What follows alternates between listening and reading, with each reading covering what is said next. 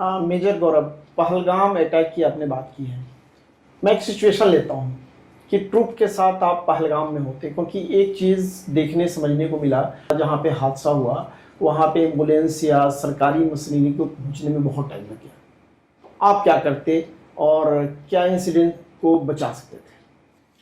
हमारी army world की best army है। जो हमारे आर्मी ने डिसीजन वहाँ पे लिया, इमीडिएट जो रिएक्शन टाइम था, इमीडिएटली जो वहाँ पे सिविलियंस से उनको इवैक्यूएट किया सेफ्टी की तरफ, और वहाँ पे जो रैपिड रिएक्शन दिया उन्होंने, तो this was the best that army could do. इससे बेटर आई डोंट थिंक कि मैं भी कुछ कर पाता, क्योंकि जो टेरेन को देखते हैं वहाँ पे पहाड़ का एरिया जो चारों तरफ से जंगलों से घिरा है, जहाँ पहुँचना मुश्किल है, तो it was very difficult. Still our men army did an excellent job there. Major Gaurav, एक बड़ा सवाल है कि कहीं भी अगर हम देखते हैं ना, डिस्ट्रिक्ट में कोई प्रॉब्लम आए, पुलिस बुला लो, पुलिस से कंट्रोल नहीं आ रहा है, पारामिलिट्री बुला लो, लेकिन जब सेना को बुलाया जाता है कभी फेल नहीं हुआ।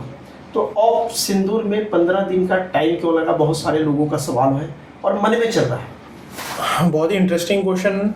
टाइम इसलिए लगा क्योंकि जैसे हम लोग एक डेवलप्ड नेशन है या फिर डेवलपिंग नेशन है, तो इमीडिएटली नीजर रिएक्शन नहीं दे सकते किसी भी चीज़ पे। हमें उसके प्रोज एंड कॉन थोड़े देखने होते हैं कि हम एक स्ट्रेटेजिक लेवल पे कोई डिसीजन ले रहे हैं। तो लास्ट टाइम जैसे हमने उरी अटैक के टाइम में सर्जिकल स्ट्राइक की, तो क्या सेम स्टेप लेने से क्या रिटेलिएट करना बेटर रहेगा? और हम चाहते हैं कि उनके जो टेररिस्ट अटैक जो पहलगाम में हुआ था, जो उनकी एक टेररिस्ट फैक्शन है TRF करके, उन्होंने रिस्पॉन्सिबिलिटी क्लेम की थी। TRF पाकिस्तान आर्मी का पार्ट है, नॉट पाकिस्तान आर्मी, लश्कर-ए-तौबा का एक फैक्शन है TRF करके, उन्होंने रिस्पॉन्सिबिलिटी क्लेम की थी।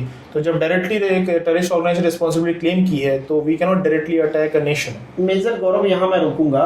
हमने न्यूज में पढ़ा था, बाद में उन्होंने वापस ले लिया, कहते कि मेरा साइट हैक हो गया। मेजर गौरव, उनको पता है इंडियन आर्मी जब ठोकेगी ना तो इस बार खत्म कर देगी, तो बाद में वो माफी मांगते फिर रहे थे। 15 दिन की तैयारी क्यों? ये मेरा सवाल है। हाँ, वही जैसे इनिशियली मैंने बताया कि एक टेररिस्ट फैक्शन ने रिस्पॉन्सिबिलिटी क्लेम किया, बट हम जैसे एक डेवलपिंग और डेवलप्ड नेशन है, तो हम नीजर रिएक्शन नहीं ले सकते। हमको आगे पीछे का सोचना पड़ता है कि उनके सिविलियंस को हम किसी तरह का उनको क्षति ना पहुँचे, या फिर एक वॉर लाइक सिचुएशन ना हो जाए, या स्ट्रेटेजिक टारगेट ही हिट करें। जो स्ट्रेटेजिक लेवल पे डिसीजन, नेशनल लेवल पे डिसीजन एक स्ट्रेटेजी के थ्रू लिया जाता है जो हाईएस्ट लेवल पे होता है। तो दैट इज वाई प्लानिंग में थोड़ा सा 10 से 15 दिन का टाइम लगता है। और लॉजिस्टिक भी पहुंचाना है, सामने फ्रंट लाइन ट्रूप्स को लॉजिस्टिक पहुंचाना, या किस तरह का अटैक किया जाए, कैसे अटैक किया जाए जिसमें हम मैक्सिमम इम्पैक्ट दे सके, उनको बर्बाद कर सके। टेररिस्ट लॉन्च पैड है या टेररिस्ट और जहाँ पे उनके एस्टेब्लिशमेंट है, तो इसमें टाइम लग गया to find out the targets और प्लानिंग लॉजिस्टिक वगैरह का। तो दैट इज वाई थोड़ा टाइम लग गया। Basically, as a responsible nation, we should not behave irresponsibly and take time in planning rather than knee-jerk reaction लेने से अच्छा हम planning के साथ और better impact and without fail action ले, that is better, whatever time it takes, and the everybody is aware कि result क्या हमारे सामने ही है। हाँ, डेफिनेटली सर, यही था हमारा। इसलिए नेशनल लेवल पे डिसीजन लेने के लिए थोड़ा सा टाइम लग गया, बट जो हमने एक्शन लिया it was the best suited. इससे बेटर आई डोंट थिंक कि कोई तरह कोई एक्शन हो सकता था आज के टाइम में, प्रेजेंट सिचुएशन को देखते हैं। एंड द एंटायर वर्ल्ड, पूरी दुनिया हमारी सराहना कर रही है कि जिस तरह हमने, जिस रिस्पॉन्सिबिलिटी के साथ हमने टेररिस्ट एक्शन का रिप्लाई दिया है without harming any civilian in the other side of the border, और जिस तरह हमने टारगेट्स अचीव किए हैं, this is admired pan world. We must appreciate that. Major Gaurav, एक और सवाल। इस बार जो ऑपरेशन सिंदूर हुआ उसमें मोस्टली जो दिख रहा था, अगर हम टीवी की बात करें, न्यूज़ चैनल की बात करें, कि एयरफोर्स का वार है, लेकिन आर्मी ने भी अपना काम किया। आर्मी ने जहाँ जहाँ भी पोस्ट है पाकिस्तान के ख़त्म किए, रिटेलिएट किया।